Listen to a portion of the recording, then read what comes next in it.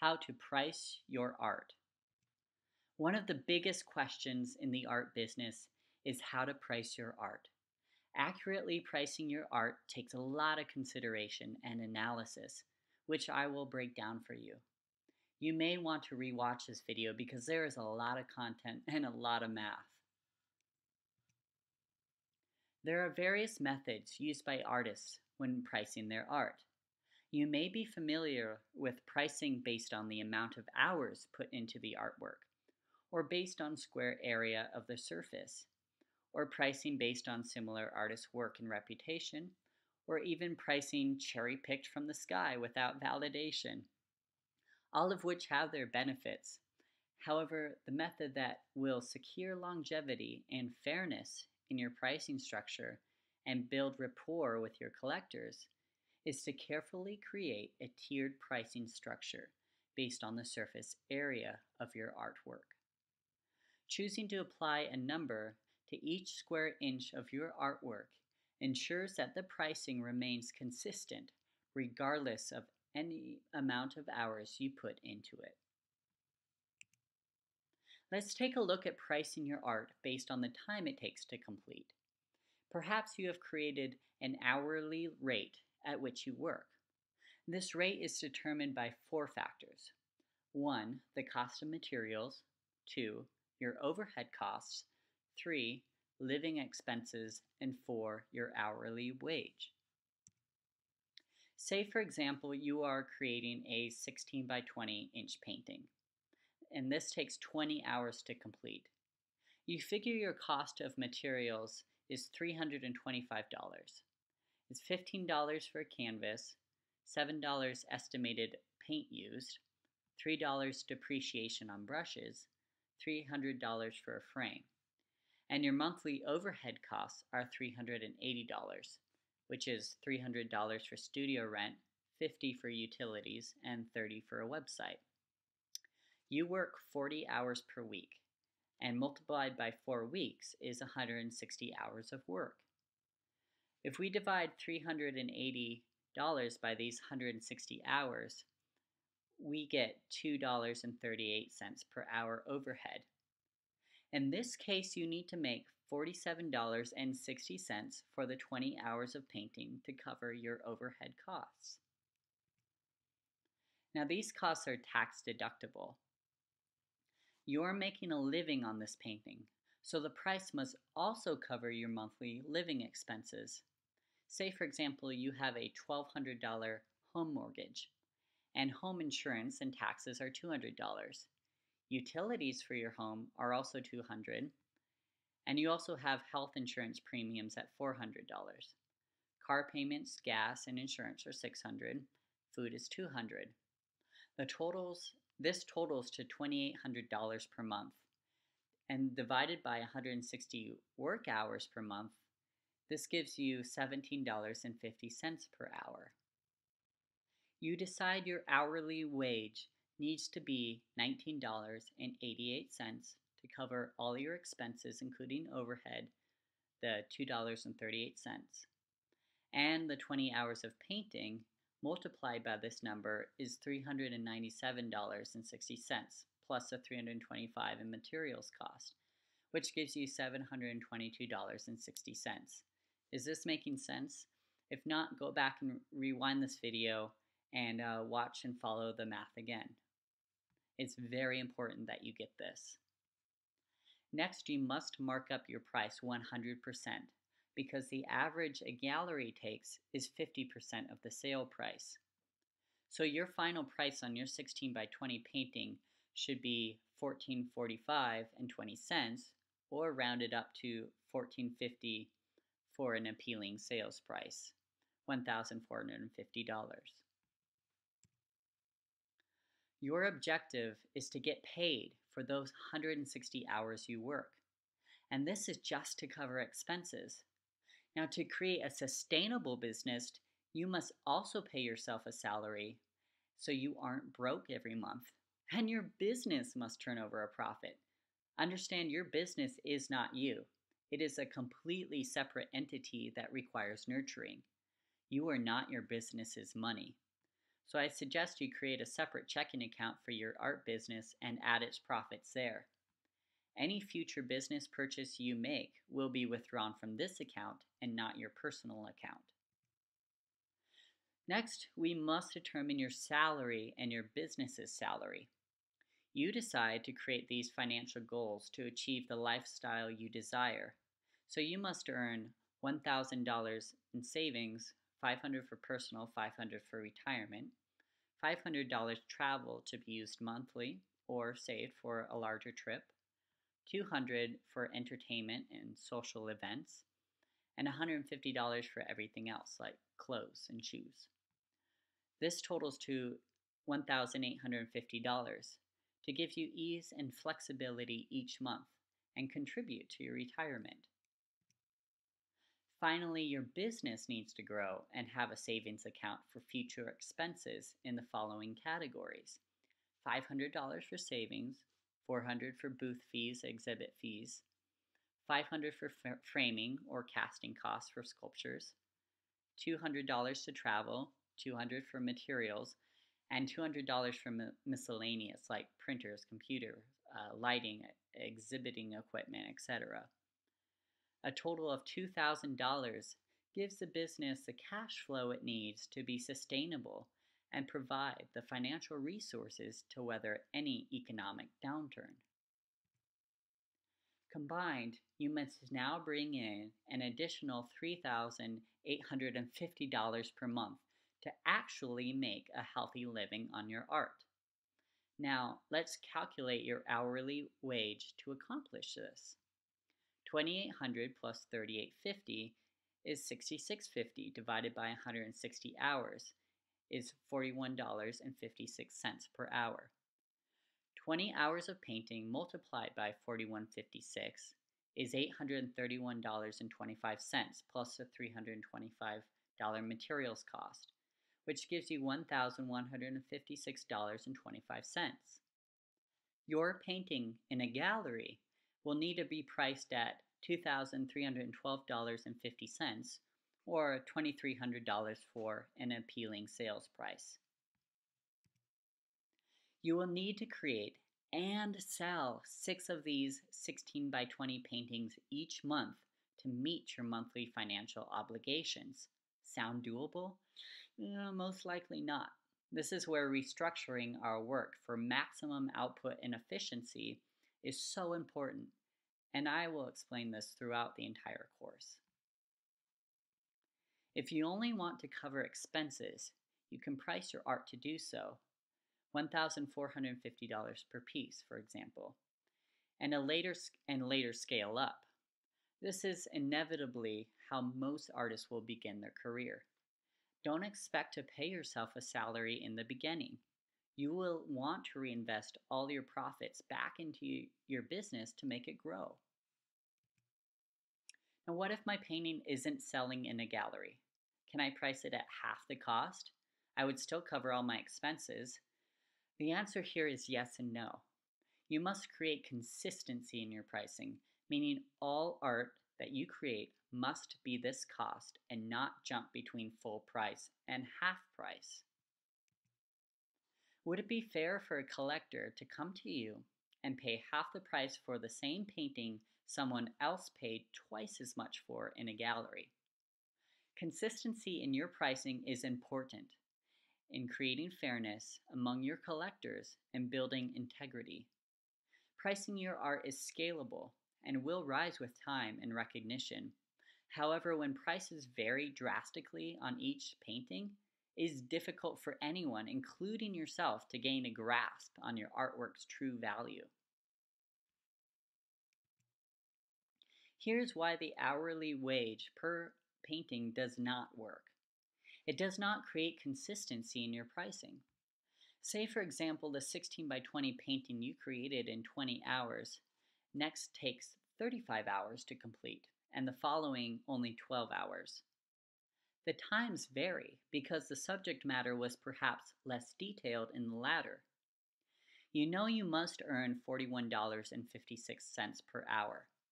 Here's how they each price out.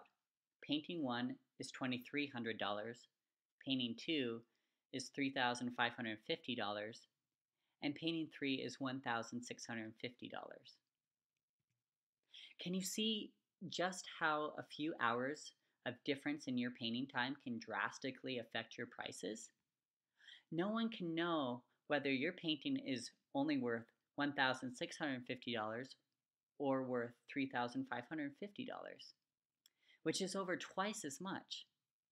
With so much variance in your pricing, an educated collector would wait for prices to stabilize before investing in your art. Or they would leave those collectors who already invested in your art confused and possibly angry if they purchased a painting twice as much as the one you sell next.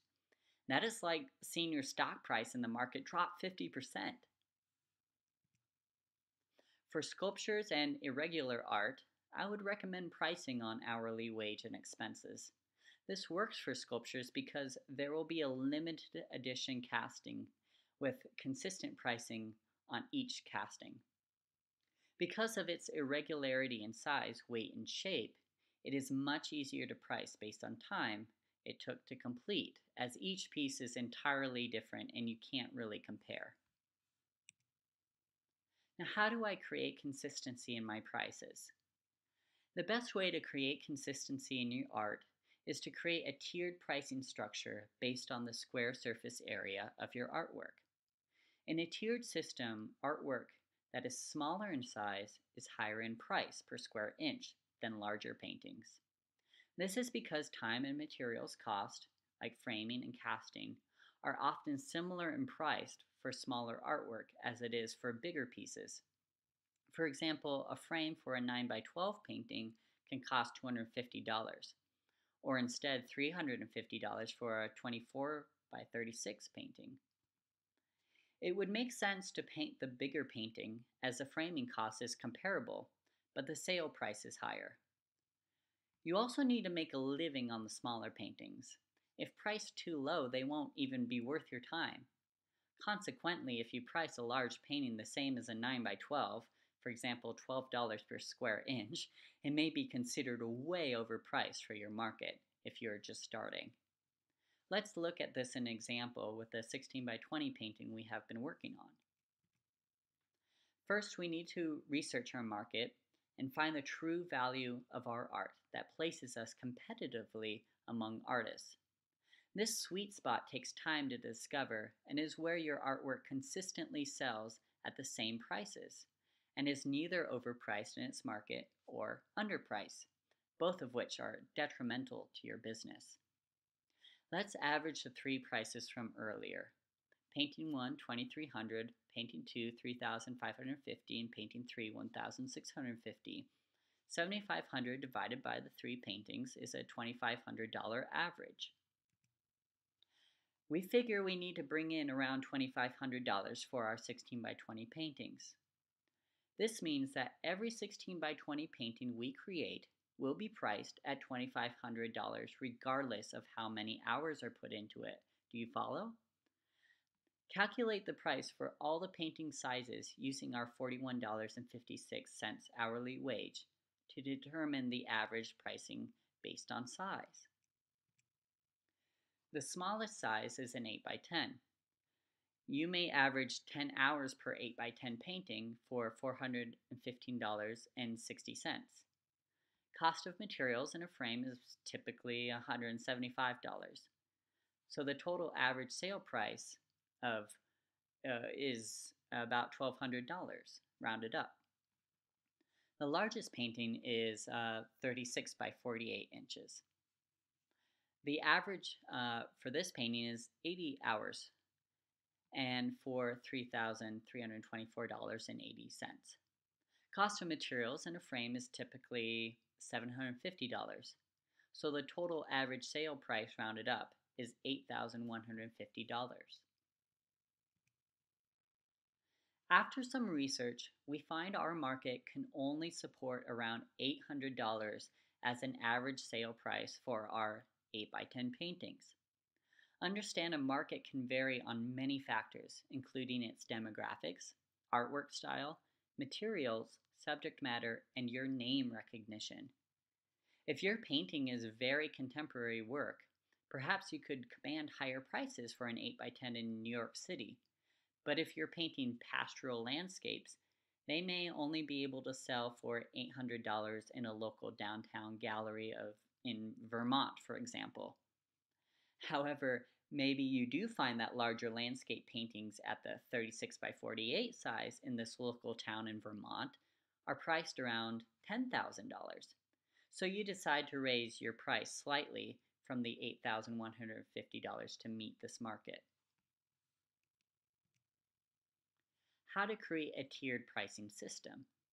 When creating a tiered pricing system, it is important to classify 3 to 4 groups of two-dimensional or three-dimensional art into a small, medium, and large group. The pricing per square inch will stay the same among that group, and then decrease as the paintings get larger. Create your first tier group by calculating your smallest painting, for example the 8 by 10 at $800. The price per square inch is $10. The square area is calculated by multiplying the length by its width. 8 times 10 is 80 inches squared. This means every painting within the smallest group size is priced at $10 per square inch. Prices have been rounded to create an irresistible sales price.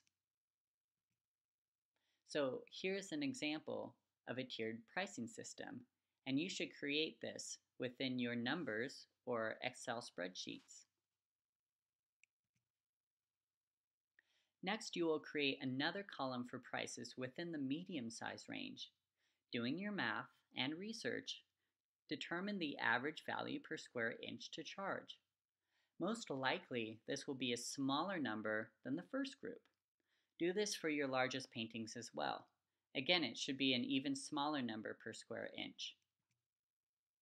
Averaging your work hours still creates a balance. Imagine you spent 60 hours on one very complicated 16 by 20 painting that sold for $2,500. So you are earning that $41.60 wage. But then the next 16 by 20 painting only takes you 15 hours because it is a much simpler idea to complete. You will still price it at $2,500, but you make considerably more per hour, $166.66. This is more than the first painting, right? As you create more art, you begin to get more savvy at predicting how long a painting will take you, and therefore you aim to work on faster paintings because you get paid way more. Consistency in your art also makes it easier to quote prices on your artwork. When you know the price per each size, you can quickly let a customer know what the price is and then move them into a sale. This is especially important when someone quotes you for a commission. If you were pricing on hours, you really have no idea how long a commission will take you. Therefore, it is impossible to give an accurate quote, except that you say you charge $41.60 per hour. People really want to know the final price it will cost them. Competitive pricing. When researching your market and determining your pricing, you want to be competitive.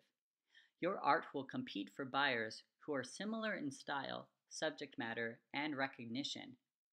To be competitive, you can either be priced slightly under their evaluation to grab up market share, and the customers who prefer quality art for the most affordable price. This is typically everyone's first thought. Or you can price slightly above the competition and brand yourself as the best money can buy. You are selling quality fine art, and there are a lot of people who will pay for the best. Both make you competitive. Being in the middle among everyone is not competitive. You want to dominate. Go for being the best. Don't undersell yourself and be the cheapest in the market. Sure, it might be more appealing, but you don't want to carry that reputation. Comparable pricing. Comparable pricing is important to uncover in your research as well. How do your pieces compare to other artists like you? If you are technically advanced in your artistic skills, but just starting your art career. It is okay to make the leap to higher prices because you are comparing yourself to a similar market. Sure, name recognition is important, but most people buy art because they like it, not because of the name. Most of my sales are made to people who have never even heard of me, but they see the value in the art that I do, and I compared myself to other artists who are just as talented at painting wildlife. So begin to discover other art like yours and see what prices they're selling at in your market. It may be easy for you to scale your prices up, or in some cases, down. Slowly raise your prices over time. There are many factors that contribute to your increased prices. Auction records can raise your prices, especially if the piece consistently sells over the asking price. This is an indicator that the market values your art more than you do. Consistent and frequent gallery sales can also indicate a demand for your work. You can raise your prices slightly without affecting the demand. Artists on average raise their prices 10% per year. You will also be raising your prices with name recognition and to be competitive within your market as you improve. Also, the economy plays an important role in your numbers. In a good economy, it is easier to raise your prices higher and faster than in a downturned economy. Also, inflation over time will increase pricing of your art. Where to start? Do the math to start and determine what you need to make on every art piece. Then research your market and other artists who create art similar to yours. How well are they selling? What galleries are they in? What are their prices? By analyzing the market, you can compare your pricing and determine how competitive you want your art to be. Don't be too quick to overprice, however. This is easy for so many artists, and they target way higher than their market and discover their art doesn't sell. It is very bad to lower your prices, especially if you have already sold a few. You will want to start low and raise your prices with time. You will soon discover if your pieces sell quickly, and you may want to raise them a little more. If they don't sell at all, perhaps you are too high.